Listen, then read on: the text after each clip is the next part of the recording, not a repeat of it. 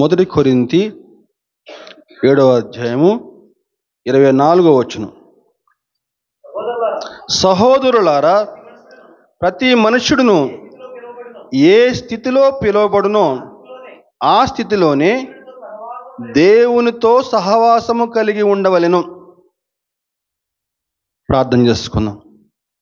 మహాపరిశుద్ధుడా, మహాగణుడా, సజీవుడా, సర్వోన్నతుడా, నీ పరిశుద్ధమైన పాదాలకి వందనములు, స్తుతులు, స్తోత్రం అర్పిస్తూ ఉన్నాను నా ప్రభువా. గడిచిన సమయమంతా, గడిచిన సంవత్సర కాలం అంతా మమ్మల్ని క్షేమకరంగా కాచి కాపాడి అనేకమైన శోధనలో నుంచి, ఆపదల్లోంచి తప్పించి అయా సజీవ లెక్కలో ఉంచారు నా ప్రభువా. నీకే స్తోత్రం అర్పిస్తూ ఉన్నాను. ఈ ఉదయకాల సమయం మీరు మా కొరకు సిద్ధపరచబడ్డ వాక్యం మేము ధ్యానించుకుంటుండగా దేవా, వాక్యం ద్వారా మాతో మాట్లాడండి దేవా. వాక్యంలో సత్యం మాకు తెలియపరచండి. తదనుగుణంగా మేము జీవించుటకు సహాయం దయచేసి నీ కృపలో వర్ధిల్ల చేసి మీరే స్తుతి, ఘనత, మహిమ పొందమని మా ప్రభువును, మా రక్షకుడు, నీ ప్రియకుమారుడు యేసుక్రీస్తు వారి అతి శ్రేష్టమైన నామమున అడిగి వేడుకొనుచున్నాము తండ్రి, ఆమేన్. ఈరోజు మన యొక్క వాక్యాంశము విశ్వాసులు కనిపించకూడని స్థలాలు.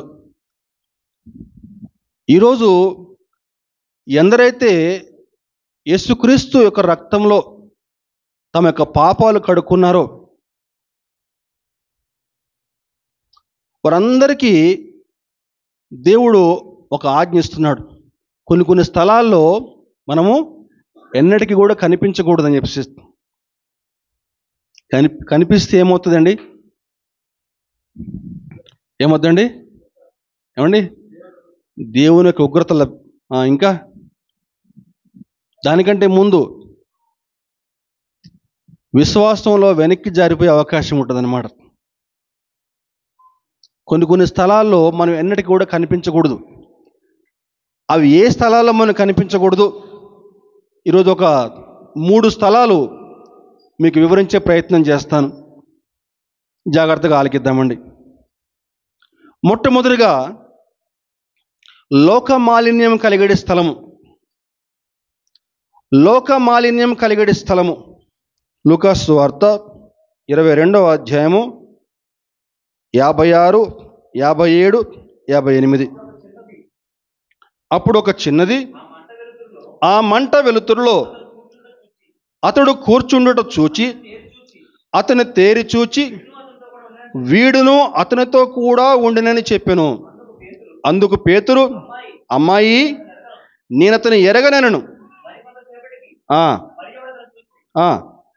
నీవును వారిలో ఒకడవనగా పేతురు, ఓయి, నేను కానెను.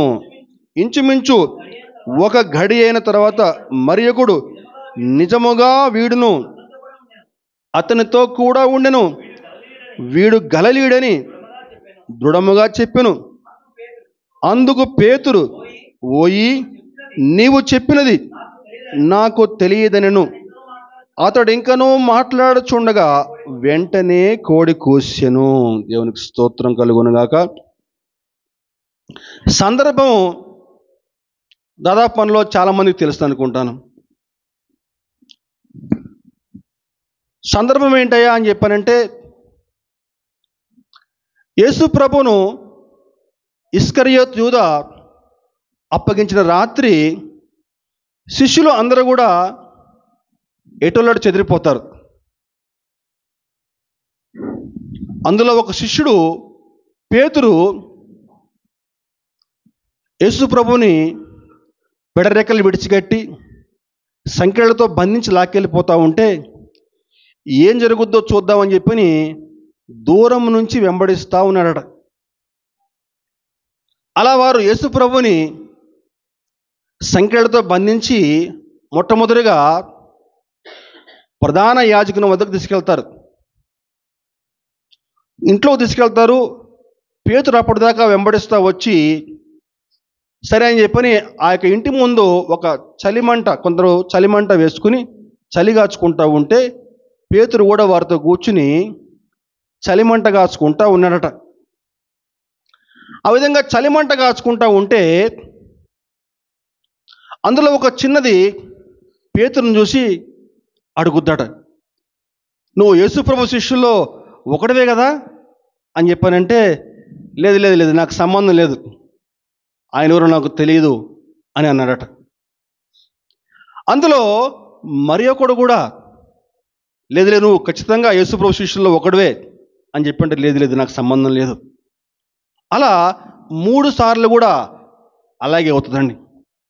3 సార్లు కూడా నేను కాదు, యేసు ప్రభువుకు నాకు సంబంధం లేదు, ఆయన ఎవరో నాకు తెలియదు అని చెప్పని పేతురు ఇంకా లాభం లేని గట్టిగా చివరికి చెప్పించుకోవటం, ఒట్టు కూడా పెట్టుకోపోయాడు. గమనించాలండి, పేతురుకి యేసు ప్రభువుకు సంబంధాన్ని మనం జాగ్రత్తగా పరిశీలిస్తే, యేసు ప్రభు పరిచర్య కాలంలో దాదాపుగా పేతురు యేసు ప్రభువుకి ప్రియమైన శిష్యుడుగా ఉంటా ఉన్నాడు. యోహాను సువార్త 6వ అధ్యాయము 67వ వచనం మనం చూడగలిగితే, యోహాను సువార్త 6వ అధ్యాయము 67వ వచనం చూడగలిగితే, కాబట్టి యేసు మీరు కూడా వెళ్ళిపోవాలని ఉన్నారా అని 12 మందిని అడగగా, సీమోను పేతురు, ప్రభువా, ఎవని యొద్దకు వెళ్ళుదుము, నీవే నిత్య జీవపు మాటలు కలవాడవు, నీవే దేవుని పరిశుద్ధుడవని మేము విశ్వసించి ఎరిగి ఉన్నామని ఆయనతో చెప్పెను. సందర్భం ఒకసారి పరిశీలిస్తే, యేసు ప్రభువును అప్పటికి అనేక మంది శిష్యులు వెంబడిస్తూ ఉన్నారు.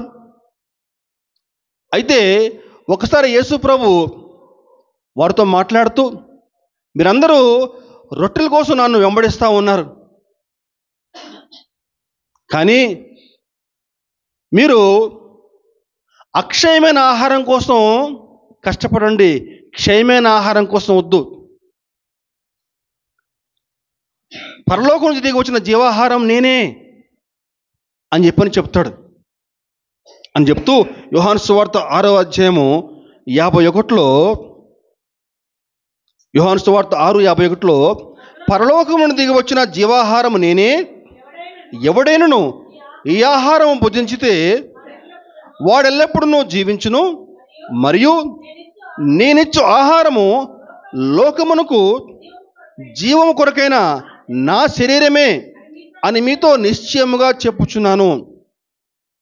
మీరు ఎల్లప్పుడూ నిత్యకాలం జీవించాలని చెప్పంటే, నిత్యం ఎల్లప్పుడూ జీవించాలంటే మీరు నా శరీరం తినాల్సిందే, నా రక్తం త్రాగాల్సిందే అని చెప్పినప్పుడు, యేసు ప్రభువుని అప్పటి వరకు అనేక మంది వెంబడిస్తూ ఉన్నారు. ఈయనేంటి ఇట్లా మాట్లాడుతూ ఉన్నాడు, ఆయన శరీరం ఆయన రక్తం ఎట్ట తాగుతాము అని చెప్పని అందరూ కూడా వెనక్కి వెళ్ళిపోతూ ఉన్నప్పుడు 12 మంది మిగిలారు. యేసు ప్రభు యొక్క శిష్యులు 12 మంది మిగిలారండి.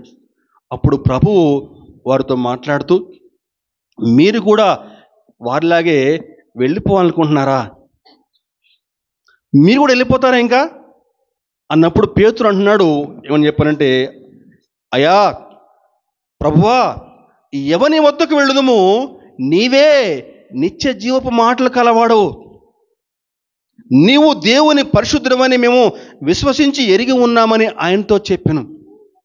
ఎక్కడికి వెళ్తామయ్యా, నీవే నిత్య జీవపు మాటలు కలవాడు, నిన్ను వదిలిపెట్టి మేము ఎక్కడికి వెళ్తాము అని చెప్పని మాట్లాడిన పేతురు ఈనాడు ఏమంటున్నాడండి, యేసు ప్రభువు ఎవరో నాకు తెలియదు అని చెప్పని నిర్ద్వందంగా ఖండిస్తూ ఉన్నాడు. 3 సార్లు నాకు తెలియదని చెప్పని చెప్పడం, అంతలోనే కోడి కూయటం కూడా జరిగిందండి. ఆ కోడి కూయగానే యేసు ప్రభు ఒక్కసారిగా పేతురు వైపు చూశాడట. పేతురు వైపు చూస్తే ఆ యొక్క చూపు తట్టుకోలేకపోయాడు పేతురు. బహుశా ఆ చూపులో ఎన్ని భావాలు దాగి ఉన్నాయో, పేతురు ఇంతకాలం పాటు నాతో సహవాసం చేసి ఎంత మాట అన్నావయ్యా. బహుశా ఆ చూపులో భావాలు మనం గ్రహించలేము, ఎన్నో భావాలు ఇమిడి ఉండొచ్చు. పేతురు తట్టుకోలేకపోయాడు. తట్టుకోలేక పక్కకి వెళ్ళి వెక్కి వెక్కి ఏడ్చాడట. అయ్యో, ఎంత తప్పు చేశానే, ఎంత పొరపాటు చేశానే, అయ్యో అని చెప్పి. అంతకు ముందు రోజు రాత్రి ఏమంటాడు పేతురు, ఏమండి, ప్రభువా, నిన్ను ఎవరు వదిలిపెట్టినా కానీ నేను వదిలిపెట్టను, అవసరమైతే నేను నీతో పాటు చెరలోకి వస్తాను, మరణంలో కూడా వస్తాను నేను అంటాడు. అటువంటి పేతురు యేసు ప్రభు ఎవరో నాకు తెలియదు అని చెప్పని చెప్పేస్తారండి. ఎందుకు నా విధంగా చెప్పాల్సి వచ్చింది, ఎందుకు నా విధంగా చెప్పాడు? మన కారణాలు 2-3 కారణాలు ఉన్నాయి. మొట్టమొదటి కారణం చూసుకుంటే, రాత్రికాల సమయంలో ప్రార్థన చేయమని చెప్తే ప్రార్థన చేయకుండా పండుకొని నిద్రపోతూ ఉన్నారు. ప్రార్థన చేయమని చెప్పానంటే ప్రార్థన చేయరు, నిద్రపోతూ ఉన్నారు. అది మొట్టమొదటి కారణమైతే, ఒకరు ఆనాడు రాత్రికాల సమయంలో పేతురు ప్రార్థన చేస్తుంటే తప్పకుండా ఆ శోధనని ఎదుర్కొనేవాడే. నెంబర్ 2, దూరముగా వెంబడిస్తూ ఉన్నాడు యేసుప్రభుని. యేసుప్రభుని లాక్కెళ్ళిపోతూ ఉంటే పేతురు గారు దూరం నుంచి వెంబడిస్తూ ఉన్నారు. ఈనాడు కొంతమంది విశ్వాసులు ఎలా ఉంటారని చెప్పారంటే, యేసుప్రభుని దూరం నుంచి వెంబడిస్తూ ఉంటారు. మందిరానికి సరిగా రారు, అప్పుడప్పుడు వస్తూ ఉంటారు చుట్టపు చూపుగా, దూరం నుంచి వెంబడిస్తూ ఉంటారన్నమాట. క్రైస్తవులు అంటే క్రైస్తవులే, విశ్వాసులు అంటే విశ్వాసులే, కానీ కనిపించరు సరిగా. ఎప్పుడో ఒకప్పుడు దూరం నుంచి వెంబడిస్తూ ఉంటారన్నమాట. బైబిల్ చదవరు, ప్రార్థన చేసుకోరు, యేసు ప్రభుని దగ్గరగా వెంబడించే లక్షణాలు లేవన్నమాట. దూరముగా వెంబడిస్తూ ఉంటారు. ఆ విధంగా దూరంగా వెంబడిస్తూ ఉంటే ఖచ్చితంగా పడిపోయే అవకాశం ఉంటుంది. ఇదిగో 3వ కారణం చూసుకుంటే, పేతురు గారు ఆ రోజు కూర్చున్నటువంటి స్థలము ఎక్కడండి కూర్చుంది? అందరూ బయట చలి కాచుకుంటూ ఉంటే ఈయన కూడా పోయి వారితో కలిసి చలి కాచుకుంటూ ఉన్నాడు. ఎవరెవరు ఉన్నారో అక్కడ అని చెప్పి చూస్తే మనం గమనించగలిగితే, అప్పటి వరకు యేసు ప్రభుని అపహసించి గేలి చేసి యేసు ప్రభు నిందించినటువంటి రోమా సైనికులు అక్కడ ఉన్నారండి. రోమా సైనికులు, బంట్రౌతులు, అదిగో వారందరూ కూడా అక్కడ చేరారు. పేతురు కూడా వారితో కలిసిపోయి చలిగాచుకుంటూ ఉన్నాడు. అక్కడున్న ప్రతి ఒక్కరిని జాగ్రత్తగా పరిశీలిస్తే ఎవరికి కూడా ఆయన లోకరక్షకుడు అని చెప్పని ఏమాత్రం కూడా నమ్మకం లేదు, ఆయన దేవుడని విశ్వాసం లేదు. యేసు ప్రభువుని అప్పటి వరకు గేలి చేశారు. అటువంటి వారితో పోయి చలిగాచుకుంటా వారితో కలిసి అంటగాగుతూ ఉన్నాడు. ఈరోజు రక్షించబడిన విశ్వాసిగా గమనించండి, నీ సహవాసం ఎవరితో చేస్తున్నావు? రక్షించబడిన విశ్వాసిగా ఈరోజు నువ్వు దేవుడంటే ఏమాత్రం కూడా లెక్క లేకుండా ఉన్న వారితో సహవాసం చేస్తూ ఉన్నావా? దేవుడంటే ఏమాత్రం కూడా గౌరవం లేకుండా వారితో సహవాసం చేస్తున్నావా? ఆ విధంగా సహవాసం చేస్తే, అటువంటి వారితో నువ్వు సహవాసం చేస్తే ఖచ్చితంగా నువ్వు విశ్వాసంలో వెనక్కి జరిపే అవకాశం ఉంటుంది. అందులో ఏమాత్రం కూడా అనుమానం లేదు. పేతురు అంతవరకు యేసు ప్రభుతోడు సహవాసం చేశాడు. ఆయన చేసిన అద్భుతాలు కళ్ళారా చూశాడు. 5 రొట్టెలు 2 చేపలు 5,000 మందికి చక్కగా ఆహారం పంచిపెట్టాడు ప్రభు. యాయిరు కుమార్తెను, చనిపోయిన యాయిరు కుమార్తెను లేపాడు. చనిపోయిన లాజరును తిరిగి లేపాడు. ఏమండి, సముద్రంలో మునిగిపోకుండా నడిచి రావడం కళ్ళారా చూశాడు. నేను కూడా నడుస్తా ప్రభు అన్నాడు పేతురు. ఇటువంటి అద్భుతాలు అన్నీ కూడా చూసి ఆయన ఎవరో నాకు తెలియదని చెప్పానంటే, ఆయన కూర్చున్న స్థలము ఏ స్థలం అండి? లోక మాలిన్యం కలిగే స్థలం అంటుంది వాక్యం. లోక మాలిన్యం కలిగే స్థలం. అందుకే నేను పేతురు తర్వాత తన యొక్క తప్పు తెలుసుకున్న తర్వాత యేసు ప్రభు కోసం బహుబలంగా వాడబడ్డాడండి. ఆయన రాసిన పత్రికలో తన అనుభవం అంతా కూడా రంగరించి ఒక మాట రాశాడు. ఏం మాట రాశాడని చెప్పానంటే, పేతురు రాసిన పత్రిక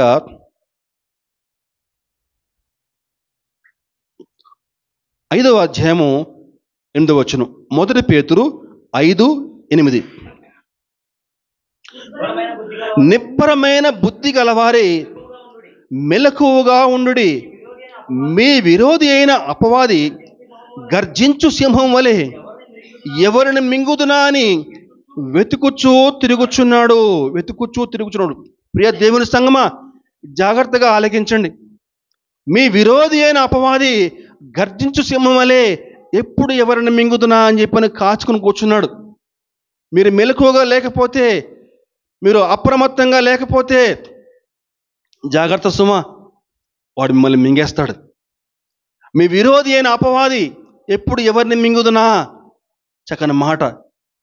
ఎందుకని రాశాడు ఈ మాట అని చెప్పానంటే, ఆనాడు జారిపోయాడు పేతురు, ఆనాడు సాతాను యొక్క వల్ల చిక్కునిపోయాడు.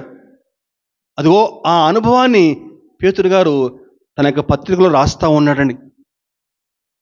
ఇదే సందర్భాన్ని పౌలు గారు కూడా ఎఫెసీయులకు రాస్తూ, ఎఫెసీ పత్రిక 6వ అధ్యాయము 13వ వచనంలో, ఎఫెసీ పత్రిక 6వ అధ్యాయం 13వ వచనంలో, అందుచేతను మీరు ఆపద్దినమందు వారిని ఎదిరించుటకును సమస్తమును నెరవేర్చిన వారై నిలవబడుటకును శక్తిమంతులగునట్లు దేవుడిచ్చు సర్వాంగ కవచమును ధరించుకొనుడి. జాగ్రత్తగా మనం ఒక్కొక్క వచనం అర్థం చేసుకుందామండి. అందుచేత మీరు ఏమంటున్నారండి? ఆపద్దినమందు. ఏ దినమండి? చెప్దాం అందరం ఒకసారి. ఆపత్తు దినమందు అంటే ఆపద వచ్చేటువంటి దినమాట. ఆపద్దినం అని చెప్పంటే ఏమండి? ఆపద్దినమందు ఇంకేట వారిని ఎదిరించుటకు. వారిని ఎదిరించుటకు. ఎవరిని ఎదిరించుటకు? ఏమండి? సాతాను అనే ఒక్క మాట కంటే ఒక్క వచనం ముందు చూస్తే మనము చక్కని మాట ఉంది అక్కడ. చదువయ్యా. ఎలయనగా మనము పోరాడున్నది శరీరాలతో కాదు గాని ప్రధానులతోనూ అధికారులతోనూ ప్రస్తుత అంధకార సంబంధులకు లోకనాథులతోనూ ఆకాశ మండలమందున్న దురాత్మల సమూహముతో పోరాడుచున్నాము. జాగ్రత్త సుమా. ఎవరితోనమ్మా పోరాడేది మనము? దురాత్మల సమూహముతో పోరాడుతున్నాం మనం. దురాత్మల సమూహము అంతటా కూడా ఆవరించబడి ఉందండి. పైన అంతా కూడా ఆవరించబడి ఉంది. మనం ఎప్పుడైతే ప్రార్థనలో బలహీనమైపోతామో వాడు వచ్చి పట్టేసుకుంటాడు. అందులో ఏమాత్రం కూడా అనుమానం లేనేలేదు. అందుచేత మీరు ఆపద్దినమందు. ఆపద్దినం అంటే ఏమండి? జాగ్రత్త నాకెళ్ళి చూడండి. ఆపద్దినం అంటే ఏంటమ్మా? ఏమా? శ్రమకాలమా? ఇంకా ఆపద్దినం అని చెప్పానంటే ఒక్క మాటలు చెప్పాలని చెప్పంటే క్రీస్తు లేని దినమాన్ని ఆపద్దినం అని చెప్తారండి. యేసుక్రీస్తు మీ జీవితాల్లో లేని దినాన్నే ఆపద్దినం అని చెప్పవచ్చు. క్రీస్తు లేని దినం ఉంటుంది అసలుకి? ఏమండి? జాగ్రత్తగా ఆలకించండి. ఎప్పుడైతే నీలో విశ్వాసము లోపిస్తుందో, యేసుక్రీస్తులో ఎప్పుడైతే నువ్వు విశ్వాసం కోల్పోతావో అదే నీ యొక్క ఆపద్దినము. దేవునికి స్తోత్రం. హల్లెలూయా. ఎప్పుడైతే నువ్వు విశ్వాసంలో బలహీనమైపోతావో అదే నీ జీవితంలో ఆపద్దినము. సాతానుగాడు రెడీగా ఉంటాడనమాట. సాతానుగాడు ఏ రోజైతే మనకు విశ్వాసంలో బలహీనమైపోతామో, విశ్వాసంలో మనం వెనక్కి కుంగిపోతామో, దేవుని పట్ల మన విశ్వాసంలో కిందకి దిగజారిపోతామో, సాతాను తన యొక్క తంత్రాలు మన మీద ప్రయోగిస్తాడు. జాగ్రత్త సహోదరుడా, సహోదరి. ఎప్పుడైతే ఒక విశ్వాసి లోక మాలిన్యం కలిగే స్థలాల్లో నివాసం ఉంటూ వారితో సహవాసం చేస్తూ వారితో అంటగాగుతూ ఉంటాడో నెమ్మదిగా వాడు విశ్వాసంలో వెనక్కి జారిపోయే అవకాశం ఉంటుంది. వాడిపైన సాతానుగాడు అటాక్ చేస్తాడండి. అదిగో ఆనాడు జరిగింది అది. ప్రార్థన చేయమని చెప్పంటే ప్రార్థన చేయలేదు, నిద్రపోయాడు. యేసు ప్రభువును దూరం నుంచి వెంబడిస్తూ ఉన్నాడు. ఈ రెండూ కాకుండా పోయి అక్కడ అవిశ్వాసులతో కలిసి చలిగాచుకుంటా ఉన్నాడు. విశ్వాసంలో వెనక్కి జారిపోయాడు. యేసు ప్రభు ఎవరో నాకు తెలియదన్నాడు. జాగ్రత్తగా ఆలకిద్దామండి. సాతాను తంత్రములు అనే పదం అక్కడ వ్రాయబడి ఉంది. సాతాను తంత్రం అంటే ఏంటి తెలుసా? ఈనాడు అనేక మంది ఈ సాతాను యొక్క తంత్రాల్లో మనలో చాలామంది చిక్కుకొని పోయారు. సాతాను తంత్రం అంటే ఏంటని చెప్పానంటే, సాతాను గాడు నీ చెవిలో జోరీగలాగా ఎప్పుడు కూడా ఏంటని చెప్పానంటే, పద్దాక ప్రార్థనేనా, ప్రతి ఆదివారం కూడా చర్చికి పోవాల్సిందేనా, పోయిన వారం పోయినావుగా మళ్ళా పోవాలా ఈ వారం కూడా, ప్రార్థన చేయకుండా నువ్వే పని చేసుకోకూడదా, చేసుకుని చూడు ఏమవుతావు, ప్రార్థన చేసుకునే పోవాలా కంపల్సరీ. నువ్వు ఎంత తెలియగలవు తెలుసా? నీకు గొప్ప జ్ఞానం ఉంది తెలుసా? నువ్వు ఏ పనైనా చక్కగా సునాయాసంగా చేయగలవు తెలుసా? ప్రార్థన చేయకుండా పో చూడు ఏమవుద్దో అని చెప్పని ఒక రకమైనటువంటి మనలో కుయుక్తి ప్రయోగిస్తూ ఉంటున్నమాట. ఎప్పుడు మన చెవిలో జోరీగలాగా, పొద్దున చేసుకున్నావు కదా ప్రార్థన, ఇప్పుడు చేసుకోకపోతే బాగా అలసిపోయినావు కదా, పడుకో కాసేపు అని చెప్పని చెవిలో జోరీగలాగా వాయిస్తూ ఉంటాడు. దేవుని పైన ఆధారపడకుండా నీ స్వశక్తి మీద ఆధారపడేలాగా చేస్తాడు వాడు. అర్థమైందండి? దేవుని మీద ఆధారపడకుండా నీ సొంత శక్తి మీద ఆధారపడేలాగా చేస్తాడు సాతానుగాడు. చాలా భయంకరమైన కుయుక్తి అన్నమాట ఇది. దేవుని పైన ఆధారపడకుండా సొంత శక్తి మీద ఆధారపడి దేవుని వద్ద విచారణ చేయకుండా తమ యొక్క సొంత బలం మీద ఆధారపడి ఇశ్రాయేలు ఒకరోజు ముందుకు పోయి దారుణంగా ఓడిపోయారు. యెరికో పట్టణాన్ని జయించారు. యెరికో బలమైన పట్టణం, గమనించాలండి. యెరికోకి బలమైన దుర్గం ఉంది. అయితే ప్రభు చెప్తాడు, మీరు ఆ పట్టణాన్ని జయించాలని చెప్పి మీరేం చేయాలని చెప్పారంటే, మనస్సాన్ని చేతబట్టుకుని యాజకులు ముందు నడుస్తూ ఉంటే వారి చుట్టూ కూడా, ఆ యొక్క దుర్గం చుట్టూ కూడా 6 రోజుల పాటు రోజుకు ఒకసారి మౌనంగా తిరగాలి. 7వ రోజు దేవుణ్ణి గట్టిగా స్తుతిస్తా, గట్టిగా కేకలు వేస్తా తిరగాలి. అలాగే చేశారు ఇశ్రాయేలీయులు. 7వ రోజు గట్టిగా యాజకులు ముందు మనసాన్ని మోస్తూ వెళ్తూ ఉంటే వెనక నుంచి వాళ్ళు దేవుణ్ణి గట్టిగా స్తుతిస్తా పోతా ఉన్నారని బోర్లు వదుతూ. యెరికో యొక్క దుర్గము కుప్పకూలిపోయింది. ఇశ్రాయేలీయులు సునాయాసంగా యెరికోని జయించగలిగారు. వీళ్ళు యుద్ధం, ఆ యొక్క యెరికో యొక్క దుర్గాన్ని పడగొట్టడానికి వీళ్ళు ఒక రాయి వేయలేదు, ఒక బాంబు వేయలేదు, ఒక బాణం వేయలేదు.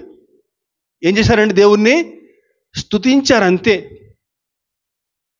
అయితే అంత పెద్ద యెరికో పట్టణాన్ని జయించడానికి వాళ్ళు గర్వం వచ్చేసింది. ఇక మాకంటే ఇంకా మించిపోయిన వాళ్ళు ఎవరు లేరు అనుకున్నారు. యెరికో పట్టణం జయించిన తర్వాత పక్కన ఒక చిన్న పట్టణం, ఒక హాయి అనే ఒక పట్టణం ఉంటుంది. ఇదేముంది చిన్న పట్టణం, యెరికో పట్టణాన్ని జయించిన వాళ్ళు మనకి ఇది పెద్ద లెక్క అని చెప్పని, సరే మీరు వెళ్ళిపోయి మీరు బేతం చేసిన పని చెప్పని కొంతమంది పంపించారు. ఎంత దారుణంగా ఓడిపోయారని చెప్పానంటే అంత దారుణంగా ఓడిపోయారండి. కొంతమంది చనిపోయారు కూడా.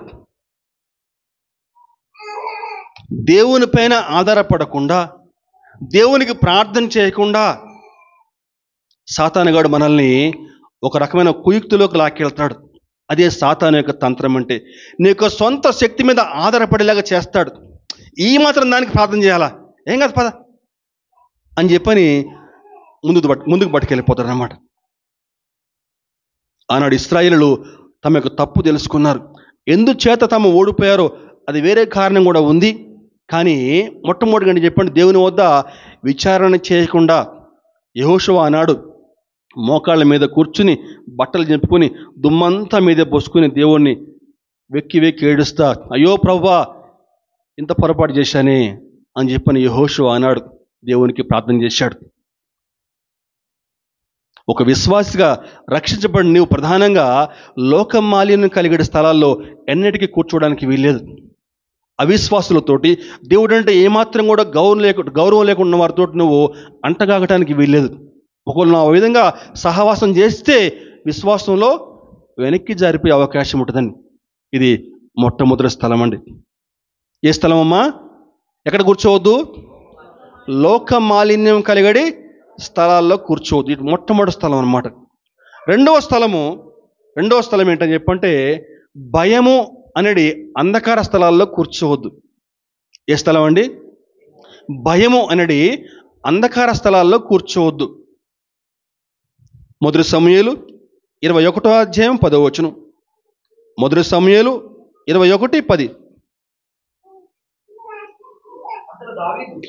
అంతటా దావీదు సౌలునకు భయపడినందున ఆ దినమునే లేచి పారిపోయి గాతు రాజైన ఆకీషు వద్దకు వచ్చిన. చాలండి, చదువుదాం మళ్ళీ ఒకసారి. అంతటా దావీదు సౌలునకు భయపడినందున ఆ దినమునే లేచి పారిపోయి గాతు రాజైన ఆకీషు వద్దకు వచ్చెను. చాలండి. రెండో స్థలం ఏం స్థలం అమ్మా?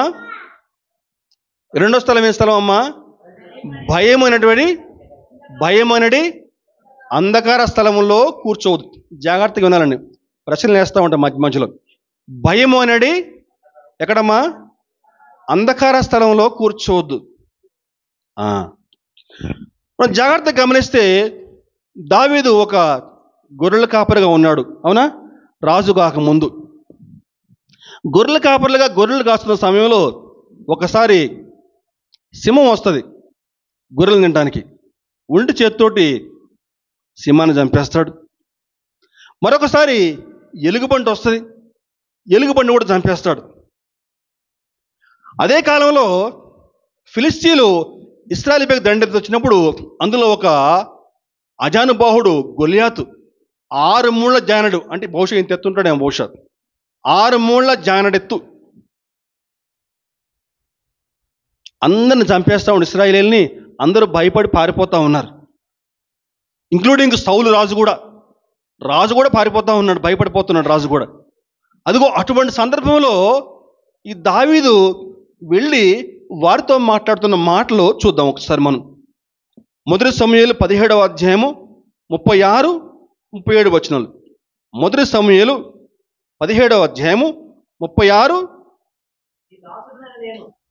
నీ దాసుడు నేను ఆ సింహమును ఎలుగుబంటిని చంపితిని, జీవము గల దేవుని సైన్యములను తిరస్కరించిన ఈ సున్నతి లేని ఫిలిస్తీయుడు వాటిలో ఒకదాని వలె అగుననియు, సింహము యొక్క బలము నుండి ఎలుగుబంటి యొక్క బలము నుండి నన్ను రక్షించిన యెహోవా ఈ ఫిలిస్తీని చేతిలో ఉండి కూడాను నన్ను విడిపించునని చెప్పెను.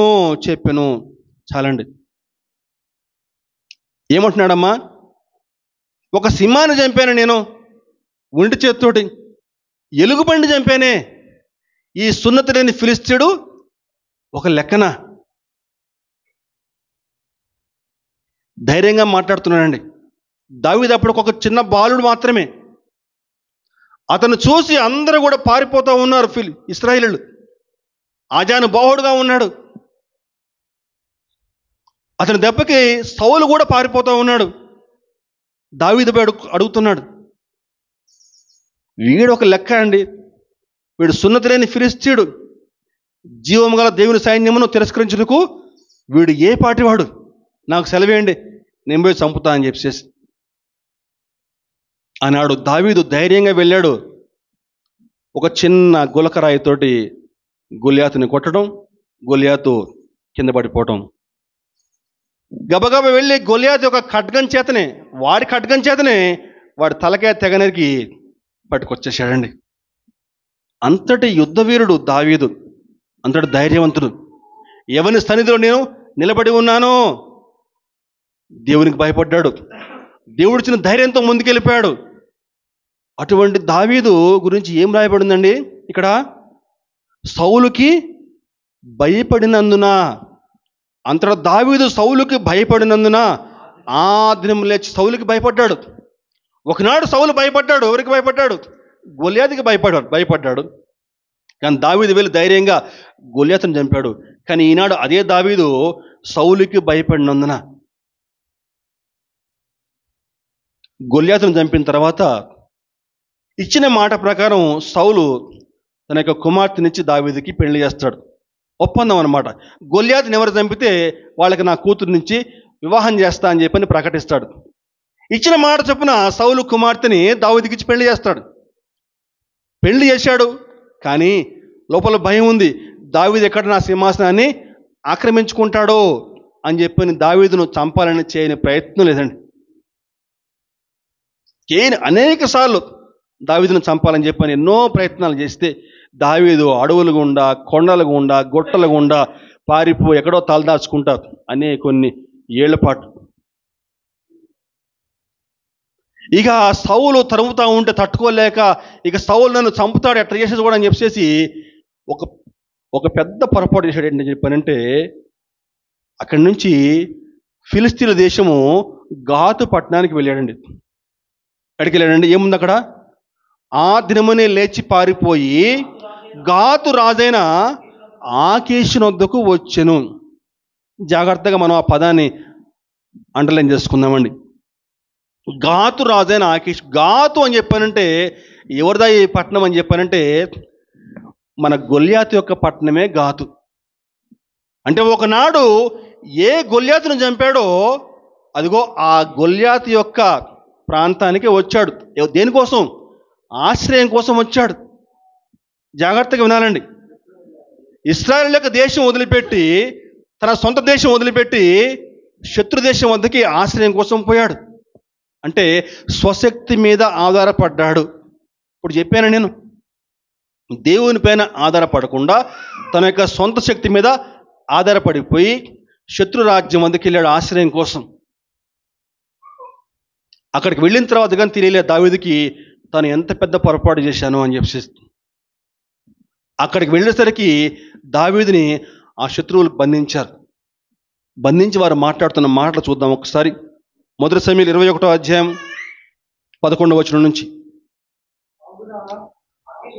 ఆకీషు సేవకులు ఈ దావీదు ఆ దేశపు రాజు కాడ వారు నాట్యమాడుచు గాన ప్రతిగానములు చేయుచు సౌలు వేల కొలదియు హతము చేసిననియు దావీదు 10,000 కొలది హతము చేసినని పాడిన పాటలు ఇతను గూర్చినవే కదా అని అతనిని బట్టి రాజుతో మాట్లాడగా దావీదు ఈ మాట తన మనసులో ఉంచుకుని గాతు రాజైన ఆకీషునకు బహు భయపడిను.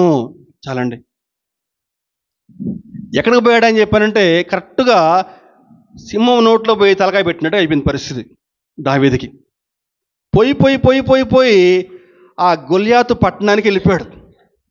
ఆ గొల్యాతు పట్టణంలో అక్కడ గాతు రాజైన ఆకీషు వద్దకు వెళ్ళిపోయాడండి. దేవుని పైన ఆధారపడకుండా నిర్ణయం తీసుకుంటే ఎంత పెద్ద ప్రమాదమో ఈ సంఘటన మనకు ఒక చక్కని ఉదాహరణ అన్నమాట.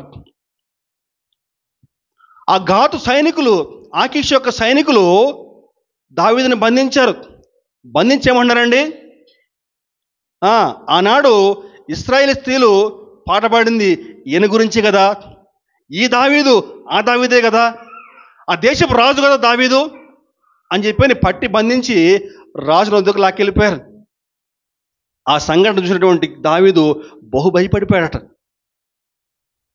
అదిగో ఆ విధంగా బహు భయపడిపోయి ఏం చేయాలో అర్థం కాక ఏం చేశాడని చెప్పంటే ఒక పిచ్చోడిలాగా నడిచడం మొదలుపెట్టాడట.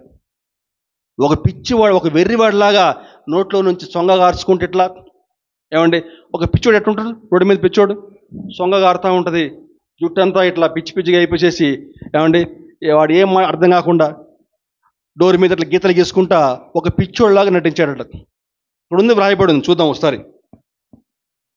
కాబట్టి దావీదు వారి ఎదుట తన చర్య మార్చుకుని వెర్రివాని వలె నటించుచు ద్వారపు తలుపుల మీద గీతలు గీయచు ఉమ్మి తన గడ్డం మీదకి కారణించుచూ ఉండెను. వారు అతని పట్టుకుని పోగా అతడు పిచ్చి చేష్టలు చేయుచూ వచ్చును. అంటే ఆ గాతు రాజైన ఆకీషుకి భయపడిపోయి ఒక పిచ్చోడిలాగా నటిస్తూ ఉన్నాడు. అర్థం కాలే ఏం చేయాలో. ఎందుకంటే డైరెక్ట్గా పోయాడు ఆకీషు వద్దకి. గట్టిగా పట్టుకుని బంధించారు దావీదుని. ఆ రోజు దావీదు యొక్క మరణమే గతి వాస్తవం చెప్పాలని చెప్పంటే. అర్థం కాక ఏం చేయాలో ఒక పిచ్చోళ్ళలాగా నటిస్తూ ఉన్నాడు. చొంగగారుతా ఉందంట. ఒక వెర్రివాళ్ళగా నటిస్తాడు. వెర్రి చూపులు చూస్తాడు అటు ఇటు అటు ఇటు. అప్పుడు గాతురాజైన ఆకీషు దావీదుని చూసి, వీడెవడరా పిచ్చోళ్ళలాగా ఉన్నాడు, వీడిని నాగిర పట్టుకొచ్చారు, లాకెళ్ళిపోండి బయటకు వాడిని, పిచ్చోడిని నాగిర పట్టుకొచ్చారు ఎందుకు అసలుకి అని చెప్పని సైనికులను అరిచి దావీదుని బయటికి పంపించారండి. దేవునికి స్తోత్రం, హల్లెలూయా. ఎందుకంటే ఆనాటి కాలంలో ఇట్లా పిచ్చి వాళ్ళని వెర్రి వాళ్ళని చంపేవాళ్ళు కాదనమాట, వీరుల్నే చంపేవాళ్ళు. యుద్ధం అని చెప్పండి వీరులకి మధ్యనే. అడిగితే పిచ్చోళ్ళలాగా ఉండి వెర్రోళ్ళలాగా ఉండి వీడెక్కడ దొరికాడు నాకు అని చెప్పేసి లాకెళ్ళిపోండి అని చెప్పనేసి బయటికి పంపించేశారు. అదిగో ఆ సమయంలో దావీదు గారు అక్కడి నుంచి తప్పించుకుని పారిపోయి ఏమండి ఒక గుహలోకి, అదుల్లాము గుహ అని చెప్పిన ఒక గుహలోకి పారిపోయి అక్కడ ఒక కీర్తన రాశాడండి. ఒక కీర్తన. ఏం కీర్తన అని చెప్పంటే మనం ఇప్పుడు చదువుకున్నాము. ఏం కీర్తన అది? 34వ దావీదు కీర్తన రాయటం జరిగిందండి. చూద్దాం ఒక్కసారి. 34వ దావీదు కీర్తన, 34వ దావీదు కీర్తన చూద్దాం ఒకసారి. చదువుకున్నాం కదా ఇప్పుడే మనము. నేనెల్లప్పుడూ యెహోవాను సన్నుతించెదను, నిత్యము ఆయన కీర్తి నా నోట నుండి. మనం చక్క పాట పాడుకుంటాం కదా. ఏం పాట అది? నేనెల్లప్పుడూ యెహోవాను సన్నుతించెదన్, నిత్యము ఆయన కీర్తి నా నోట నుండున్. ఈ పాట అండి. నేనెల్లప్పుడూ యెహోవాను సన్నుతించెదన్, నిత్యము ఆయన కీర్తి నా నోట నుండును అని చెప్పని చెప్పుకుంటూ ఒక్కసారి మనము 5వ వచనం చూద్దామండి. 4వ వచనం చూద్దాం. 4వ నేను యెహోవా యొద్ద విచారణ చేయగా ఆయన నాకు ఉత్తరమిచ్చెను, నాకు కలిగిన భయములన్నిట్లో నుండి ఆయన నన్ను తప్పించెను. వారు ఆయన తట్టు చూడగా వారికి వెలుగు కలిగెను, వారి ముఖములెన్నడూ లజ్జింపకపోవును. ఈ దీనుడు మొర్రపెట్టగా యెహోవా ఆలకించెను. చాలండి. ఈ 34వ దావీదు కీర్తన చాలా శ్రేష్టమైన కీర్తన అండి. దావీదు మరణపు ముఖంలో నుంచి తప్పించబడి బయటకు వచ్చాడు. వాస్తవానికి ఆ రోజు దావీదు యొక్క మరణమే, కానీ దేవుడు దావీదుని క్షేమంగా తప్పించాడు.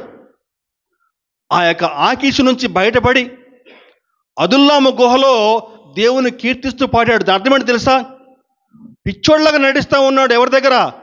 ఆకీషు రాజు వద్ద. కానీ మనసులో దేవునికి ప్రార్థన చేస్తూ ఉన్నాడు. దేవా, పొరపాటు చేశాను ప్రభువా, సహాయం చే ప్రభువా అని చెప్పి దేవునికి ప్రార్థన చేస్తూ ఉన్నాడు. ప్రియ సహోదర సహోదరి, ఈరోజు నువ్వు కూడా ఇదిగో ఈ కీర్తన ఆధారం చేసుకో. నీ యొక్క సంఘటనలు బట్టి, నీ కుటుంబ పరిస్థితులు బట్టి భయపడతా ఉన్నావా? ఇదిగో భయపడినప్పుడు ఈ కీర్తన చదువు, గొప్ప ధైర్యం వస్తుంది నీకు. దావీదు ఆనాడు వెర్రివాని వల్లే ఆకీషు రాజు వద్ద నటిస్తూ ఉన్నాడు, కానీ మనసులో దేవునికి ప్రార్థన చేస్తూ ఉన్నాడు. ప్రభువా, నాకు సహాయం చే ప్రభువా. దేవుడు దావీదుని మర్చిపోలేదు. దావీదు ప్రార్థన ఆలకించాడు. ఏముంది వాక్యంలో? ఈ దీనుడు మొర్ర పెట్టగా యెహోవా ఆలకించును, అతని శ్రమలన్నిట్లో నుండి అతని రక్షించును. యెహోవా యందు భయభక్తులు గల వారి చుట్టూ ఆయన దూత కావలి ఉండి వారిని రక్షించును. యెహోవా ఉత్తముడని రుచి చూచి తెలుసుకునుడి, ఆయనను ఆశ్రయించు నరుడు ధన్యుడు. దేవునికి స్తోత్రం, హల్లెలూయా. దావీదు క్షేమంగా బయటపడ్డాడు. దేవుణ్ణి నోరారా స్తుతిస్తూ ఉన్నాడండి. పైనుంది కదా, దావీదు అబీమెలెకు ఎదుట వెర్రివాని వలె ప్రవర్తించి అతని చేత తోలివేయబడిన తర్వాత రచించిన కీర్తన అని చూడండి. ఈరోజు మన ఆత్మీయ జీవితాలు ఏ విధంగా ఉన్నాయి? భయపడినప్పుడు నువ్వు ఎవరిని ఆశ్రయిస్తూ ఉన్నావు? నీ ఇరుగు పొరుగు వారిని ఆశ్రయిస్తూ ఉన్నావా, లేకపోతే నీ బంధువుల్ని ఆశ్రయిస్తూ ఉన్నావా? ఆనాడు దావీదు ఆకీషు ఎదుట ఆల్మోస్ట్ ఇక మృత్యు ముఖంలోనే చనిపోయే పరిస్థితి. కానీ అటువంటి స్థితిలో కూడా దేవుడు క్షమించండి, దావీదు దేవునిపైన ఆధారపడ్డాడు, దేవునికి ప్రార్థన చేస్తూ ఉన్నాడు. ఈరోజు నువ్వు ఏ స్థితిలో నీకు ఆత్మీయ జీవితం పోతా ఉంది? భయమేనడి అంధకార స్థితిలో, అంధకార స్థలాల్లో ప్రయాణం చేస్తూ ఉన్నావా? నీ కుటుంబ పరిస్థితి బట్టి, నీకు ఆర్థిక పరిస్థితి బట్టి, నీకున్న అనారోగ్య పరిస్థితి బట్టి భయమనే అంధకార స్థలాల్లో ప్రయాణం చేస్తూ ఉన్నావా? దావీదు వలె దేవుణ్ణి ఆశ్రయించు. దేవుడిని ప్రతి కష్టం నుంచి, ప్రతి భయం నుంచి నిన్ను విడిపిస్తాడు అన్నాడు. దావీదుని విడిపించినట్లుగా ఒక చక్కని మాట అక్కడ వ్రాయబడింది. ఏంటని చెప్పంటే 34:10 సింహ పిల్లలు లేమి గలవై ఆకలిగొనును, యెహోవాను ఆశ్రయించు వారికి ఏ మేలు కొదువై ఉండదు. పిల్లలారా, మీరు వచ్చిన మాట వినుడి, యెహోవా యందలి భయభక్తులు మీకు నేర్పేదను. యెహోవా పట్ల భయం భక్తి కలిగి ఉంటే ఎంత గొప్ప మేలో నేను మీకు చెప్తాను రండి అని చెప్తున్నాడు దావీదు. ఎందుకని? మృత్యుముఖం నుంచి బయటపడ్డాడు. దేవుడు క్షేమకరంగా దావీదుని అక్కడి నుంచి తప్పించాడు. కాబట్టి దావీదు ఆ యొక్క అనుభవంలో నుంచి ఆ కీర్తన రాశాడండి. మొట్టమొదటిగా లోక మాలిన్యం కలిగిన స్థలాల్లో కూర్చోవద్దు. నెంబర్ 2, భయం అనేది అంధకార స్థలాల్లో కూర్చోవద్దు. మూడవదిగా మూడవ స్థలం ఏంటని చెప్పానంటే నిరుత్సాహం అనేటువంటి బదరీ వృక్షం కింద కూర్చోవద్దు. ఏ స్థలం అండి? నిరుత్సాహం అనేటువంటి బదరీ వృక్షం కింద కూర్చోవద్దు. బదరీ వృక్షం అంటే రేగు చెట్టు. బదరీ చెట్టు అంటే రేగు చెట్టు అనమాట. రేగు చెట్టు అది అలా ఉంటుందండి. రేగు చెట్టు ఎంత నీడ ఉందంటే రేగు చెట్టు కింద కొంచెం వస్తుంది నీడ, అంతే. మర్రి చెట్టులాగా, రావి చెట్టులాగా నీడ రాదు, కొంచెం నీడ అంతే. కానీ ఏలియా గారు పోయి ఆ రేగు చెట్టు కింద ఆశ్రయం పొందాడట. చూద్దాం ఇది రోజు. మొదటి రాజులు 19:4. మొదటి రాజులు 19:4. తాను ఒక దిన ప్రయాణము అరణ్యములోకి పోయి ఒక బదరీ వృక్షము కింద కూర్చుండి మరణాపేక్ష గలవాడై, యెహోవా, నా పితరుల కంటే నేను ఎక్కువ వాడను కాను, ఎంత మట్టుకు చాలును, నా ప్రాణము తీసుకొనుము అని ప్రార్థన చేశాను. అర్థమైందండి చదివిన వాక్యం? ఏలియా గారు నిరుత్సాహంతో కుంగిపోయి నన్ను చంపే ప్రభువా అని చెప్పని దేవునికి ప్రార్థన చేస్తూ ఉన్నాడు. బైబిల్లో ఏలియా గురించి వ్రాయబడిందని చెప్పానంటే ఒక అగ్ని ప్రవక్త అని చెప్పని పేరండి. రోషము కలిగిన ప్రవక్త. ఏలియా గురించి ఒకసారి మనం చరిత్రలోకి వెళ్తే, ఆనాటి కాలంలో ఆహాబు అనే ఒక రాజు పరిపాలన చేస్తూ ఉన్నాడు. ఆహాబు యొక్క భార్య పేరు యెజెబెలు. యెజెబెలు బహు దుర్మార్గురాలు, దుష్టురాలు. దేవునికి వ్యతిరేకంగా పాపిష్టి మార్గాలు అవలంబించేది. ఆహాబు పేరుకు రాజే కానీ పెత్తనం అంతా ఆవిడ గారిది. అటువంటి సందర్భాల్లో ఏలియా వెళ్ళి ఆహాబుతో సవాల్ చేస్తాడని చెప్పానంటే 3.5 ఏళ్ల పాటు ఈ దేశంలో వర్షమైనను మంచైనను కురవదు అని చెప్పని సవాల్ వేస్తాడు. 3.5 ఏళ్ల పాటు ఆ దేశంలో వర్షం కానీ మంచు కానీ కురవదు. భయంకరమైన కరువు. తాగటానికి నీరుండదు, తినడానికి తిండుండదు. అటువంటి రోషం కలిగిన ప్రవక్త దేవునికి ప్రార్థన చేసి ఆకాశం నుంచి అగ్నిని దింపి బలి పశువు దహించేలాగా చేసి 450 మంది బయలు ప్రవక్తల్ని ఓచకోతకు వస్తాడు ఏలియా. అటువంటి రోషం కలిగిన ప్రవక్త ఏమన్నాడండి? ప్రభువా, నా ప్రాణము తీసేసుకో ప్రభువా, నేను బతకలేను ఇంకా అని చెప్తున్నాడండి. గమనించాలండి. ఆ భయంకరమైన కరువు ఉన్నటువంటి కాలంలో ప్రభువు ఏలియాకి ఒక కెరీతు వాగునొద్ద అక్కడ పోయి ఉండవయ్యా నువ్వు పోయి అని చెప్పని ఆ 3.5 ఏళ్ల పాటు ఆ వాగునొద్ద ఏమండి పొద్దున సాయంత్రం 2 పూట్ల కూడా కాకుల చేత మాంసం పంపిస్తాడు. ఏం పంపిస్తాడమ్మా? మాంసం, చికెన్ బిర్యానీ. ఏమండి కాకులు అని చెప్పారంటే మాంసం దొరికితే ఊరుకుంటాయా? ఏమండి చెప్పాలా? ఏమండి చక్కమని వెళ్ళి తీసుకెళ్ళిపోతాయి కదా, మళ్ళీ కనిపించవు ఇంకా. కానీ అటువంటి కాకులు కూడా దేవుని మాట ఆలకించి మారు మాట మాట్లాడకుండా పొద్దున సాయంకాలం టంచనగా టైంకి ఏమండి అలా గంట కొట్టగానే ఎమ్మటి చక్కగా 2 పూట్ల కూడా కాకుల చేత ఏలియాని పోషించాడు ప్రభు. అటువంటి కరువు కాలంలో చివరికి ఒకనాడు ఆ కెరీతు వాగు ఎండిపోతే సారేపతి అనే ఒక పట్టణం వద్దకి పంపిస్తాడు ఏలియాని. అక్కడ ఒక విధవరాలి ద్వారా ఏలియాని పోషిస్తాడు. అక్కడ ఒక గొప్ప అద్భుతం జరిగిస్తాడు. అది మళ్ళీ వేరే స్టోరీ. ఆ విధవరాలి ఇంట్లో అనేక దినాలు నివాసం ఉంటాడు. చక్కగా విధవరాలు రోజు కూడా అతనికి ఏలియాకి రొట్టిస్తూ ఉంటుందండి. ఆ విధంగా ఏలియాని పోషిస్తాడు ప్రభు. అవన్నీ మర్చిపోయాడు. ఈ సంఘటనలు మొత్తం కూడా మర్చిపోయాడండి. ఏమండి 3 నెలల పాటు ఆకాశం నుంచి వర్షము మంచు కురేయకుండా దేవుణ్ణి అడగగలిగాడు. ఆకాశం నుంచి అగ్నిని దింపగలిగాడు. భయంకరమైన కరువు కాలంలో దేవుడు పోషించాడు. ఏమండి ఇవన్నీ కూడా మర్చిపోయి ఒక మాట కొరకు యెజెబెల్ అనే స్త్రీ ఏలియాని బెదిరిస్తుంది. ఏంటని చెప్పానంటే, నా ప్రవక్తలను చంపుతావా ఇంతమందిని? రేపు సాయంకాలం ఈ వేళకి నిన్ను చంపకపోతే, నీ ప్రాణం దిగిపోతే నేను బతుకుంటే ఒట్టు అని చెప్పని సవాలేస్తుంది యెజెబెల్. ఆ సవాలుకి ఏలియా భయపడిపోతాడు. ఇవన్నీ మర్చిపోతాడు.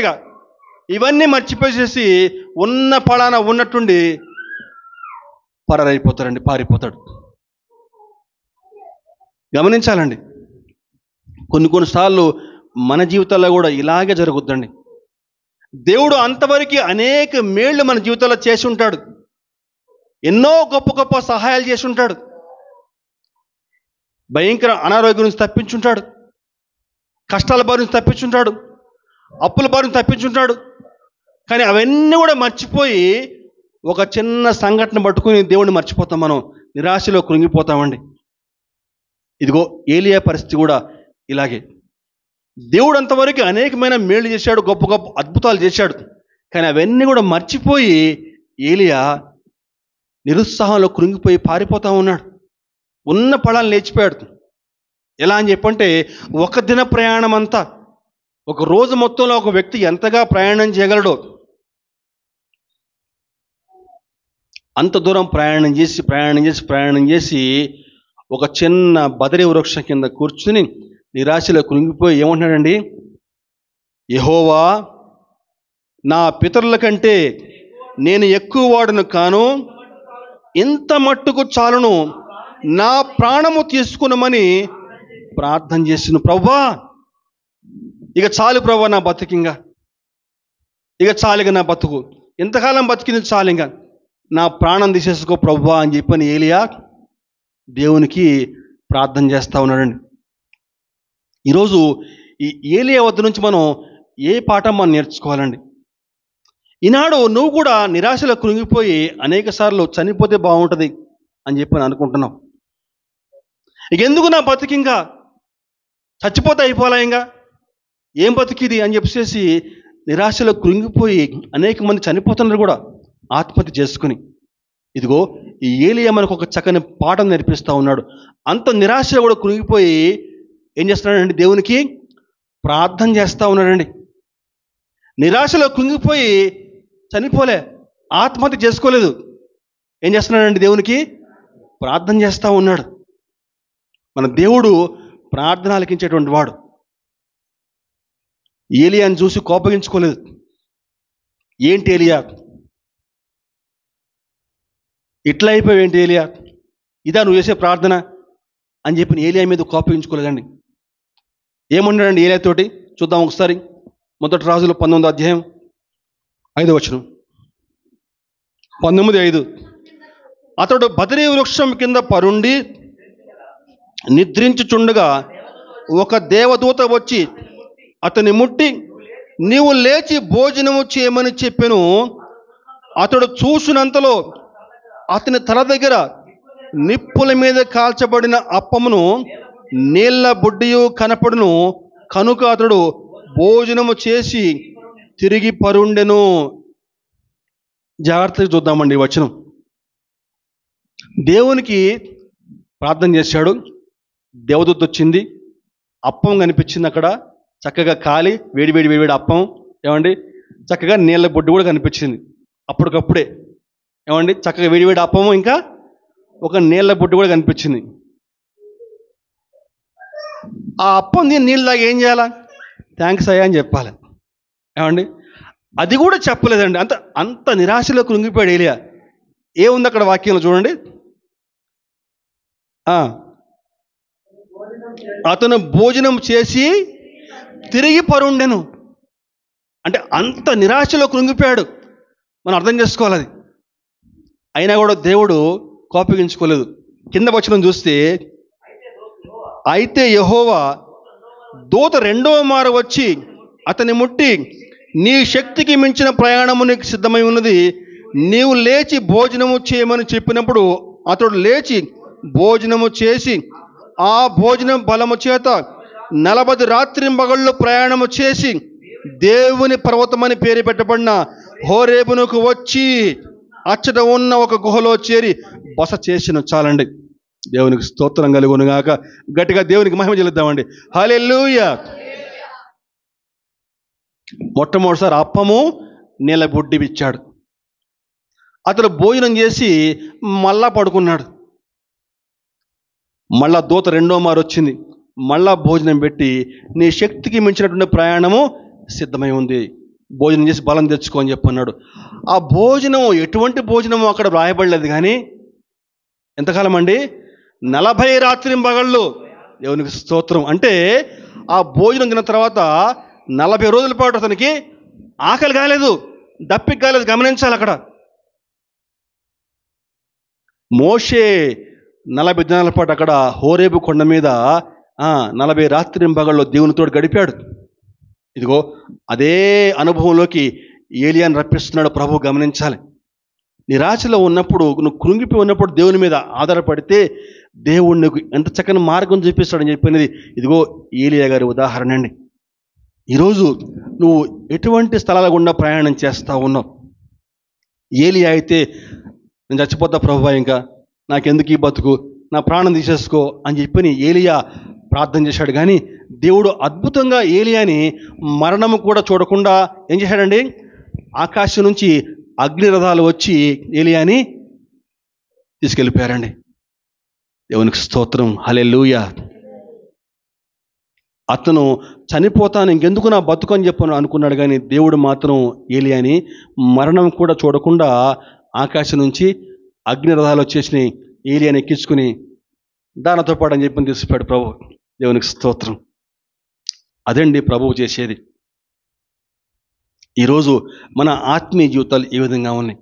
లోక మాలిన్యం కలిగే స్థలాల్లో కూర్చుంటే విశ్వాసంలో వెనక్కి జారిపోతావు. ఒకవేళ ఈరోజు తెలిసి తెలియక అటువంటి వారితో సహవాసం చేస్తూ అటువంటి వారితో అంటగాగుతూ ఉంటే ఈ రోజు నుంచి సరే నీ జీవితాన్ని మార్చుకో, బతుకు మార్చుకో. విశ్వాసులతో సహవాసం చేయి. సహవాసం చేస్తే అప్పుడు ప్రార్థనలో గడపవచ్చు, వాక్యంలో గడపవచ్చు, దేవునిలో బలంగా ముందుకెళ్ళొచ్చు. భయం అనే అంధకార స్థలంలో కూర్చుంటే ఇదిగో దావీదు వలె మరణఛాయ గుండా పోవాల్సిన పరిస్థితి రావచ్చు. కానీ దావీదు ఆనాడు ఆ యొక్క మరణఛాయలో ఉన్నప్పుడు దేవునికి ప్రార్థన చేశాడు. దేవుడు అద్భుతంగా దావీదును పక్క తప్పించాడు. ఇదిగో ఏలియా నిరాశలో కృంగిపోయాడు, కానీ ఆత్మహత్య చేసుకోలేదు. దేవునికి ప్రార్థన చేస్తూ ఉన్నాడు. దేవుడు అద్భుతంగా ఏలియాని మరణం కూడా చూడకుండా ఆకాశానికి తీసుకెళ్ళిపోయాడు తనతో పాటు. ఈరోజు మన ఆత్మీయ జీవితాలు ఏ విధంగా ఉన్నాయి? విన్న వాక్యం జాగ్రత్తగా హృదయంలో భద్రం చేసుకుందాం. దేవునికి మరింతగా మహిమకరంగా ముందుకు సాగాలని ప్రభువుపేట మనవి చేస్తూ ఇచ్చిన వాక్యం ముగిస్తూ ఉన్నాను.